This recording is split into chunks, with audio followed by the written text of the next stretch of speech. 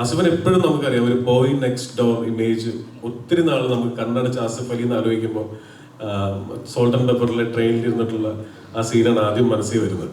അപ്പോൾ അതിൽ നിന്ന് എനിക്ക് ഭയങ്കര സന്തോഷമുള്ള കാര്യം ഈ കാർത്തിക് എന്ന് പറഞ്ഞാൽ വളരെ ടഫായിട്ടുള്ള, പ്രത്യേകിച്ച് ബിജുചേട്ടൻ്റെ ഒപ്പം ഇടിച്ചിടിച്ച് ഒപ്പത്തിനൊപ്പം ആരാണ് മുകളിൽ ആരാണ് താഴെ ഈക്വലി ഇമ്പോർട്ടൻ്റ് ആയിട്ടുള്ള ക്യാരക്ടറാണ്. ആ ക്യാരക്ടർ ചെയ്യുമ്പോൾ എത്ര മെച്ചുവേർഡ് ആയിട്ടാണ് ആസിഫ് അത് ചെയ്തിരിക്കുന്നത്. അപ്പോൾ ഇന്ന് രാവിലെ എന്നെ മധുബാലേട്ടൻ വിളിച്ചിരുന്നു, ഡയറക്ടർ മധുബാല. അപ്പോൾ അദ്ദേഹം ഒരുപാട് നേരം സംസാരിച്ചത് ഈ വിഷയത്തെക്കുറിച്ച് മാത്രമാണ്, ആസിഫിന് വന്ന മാറ്റത്തെക്കുറിച്ചാണ്.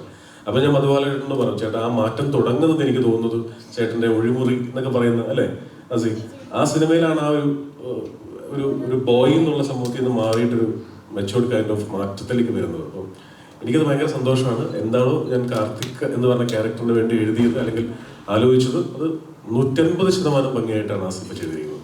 ഇനിയും മിനുക്കാൻ പരിപാടികളുണ്ടോ? ഏത് ഈ സിനിമ? അല്ല, ഇനി വരാൻ പോണ സിനിമകൾ?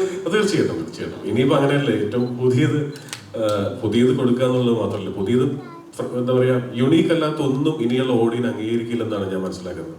സോ വെറുതെ ഒരു സിനിമ ചെയ്യുന്നതിന് ഇനി സ്കോപ്പില്ല. ഇനി യുണീക്കായിട്ടുള്ള ഈ പറഞ്ഞ പോലെ തേച്ചുമിനിക്ക് ഫൈനൽ മറ്റേ ഡ്രാഫ്റ്റും കൊണ്ട് ഫൈനൽ ഡ്രാഫ്റ്റുമായിട്ടേ ഷൂട്ടിന് പോകാൻ പറ്റുള്ളൂ. അല്ലാതെ സെറ്റിൽ പോയിട്ടുള്ള പരിപാടികൾ ഇനി നടക്കുമെന്ന് തോന്നുന്നില്ല.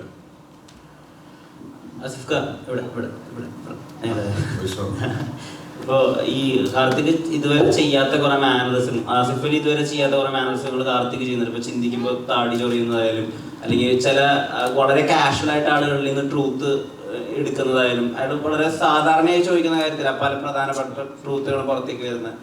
ഈ അതൊക്കെ ഇങ്ങനെ സ്വാഭാവികമായിട്ട് സംഭവിക്കണാണോ അതോ ഇതിന് ഒരു പുഷ് കൊടുത്തിട്ടുണ്ടാക്കണം എന്നുള്ള രീതിയിൽ? ഇല്ല, ഉറപ്പായിട്ടും അത് സ്വാഭാവികമായിട്ട് സംഭവിച്ചതാണ്. ഞാൻ അങ്ങനെ ഒരു ഭയങ്കര ക്യാരക്ടർ ഡീറ്റെയിലിങ്ങിലൊന്നും ഞാനായിട്ട് എഫേർട്ട് എടുത്തിട്ടില്ല. പക്ഷെ ജിസിന്റെ സ്ക്രിപ്റ്റിലും നറേഷനിലും ഓരോ ദിവസം ഷൂട്ട് ചെയ്യുമ്പോൾ എടുക്കുന്ന ഓരോ ഷോട്ടിലും ആ ഡിസ്ക്രിപ്ഷൻ ഉണ്ടായിരുന്നു. കാർത്തിക് എന്താണ്, കാർത്തിക് എന്നല്ല, ഓരോ ക്യാരക്ടേഴ്സിനും ഐഡന്റിറ്റി ഫീൽ ചെയ്യുന്നത് അതുകൊണ്ടാണ്.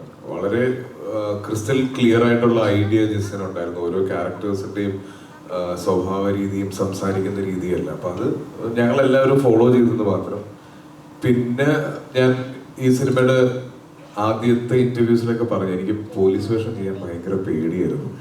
എൻ്റെ ഒരു വലിപ്പമൊക്കെ വെച്ച് ഞാൻ പോലീസുകാരനായാലും എങ്ങനെ ഇരിക്കും എന്നുള്ളൊരു കോംപ്ലക്സ് എനിക്ക് എപ്പോഴും ഉണ്ടായിരുന്നു. പക്ഷെ കുറ്റവും ശിക്ഷയാണ് ആ പേടി എനിക്ക് മാറ്റി തന്നത്. ഇതിലേക്ക് വന്നപ്പോൾ ഒരു ഏറ്റവും വലിയ ടാസ്ക് ബിജു മേനോന്റെ സൈഡിൽ നിൽക്കുക എന്നുള്ളതായിരുന്നു. പോലീസ് യൂണിഫോം ഇട്ടിരിക്കുന്ന ബിജു മേനോൻ എന്ന് പറഞ്ഞാൽ നെറ്റിപ്പട്ടം കിട്ടിയ ആനയെ പോലെയാണ്. അപ്പൊ അതിന്റെ സൈഡിൽ നിൽക്കുക എന്നുള്ളത് വലിയൊരു വെല്ലുവിളിയാണ്. അവിടെ നിന്ന് കണ്ണ് എൻ്റെ അടുത്തേക്ക് ഡിമാൻഡ് ചെയ്യുക എന്ന് പറയുന്നത് ഒരുപാട് എഫേർട്ടുള്ള ഒരു കാര്യമായിരുന്നു. അപ്പൊ അത് പക്ഷെ കാർത്തികിന്റെ ക്യാരക്ടറൈസേഷനിലൂടെ എനിക്ക് കിട്ടിയതാണ്.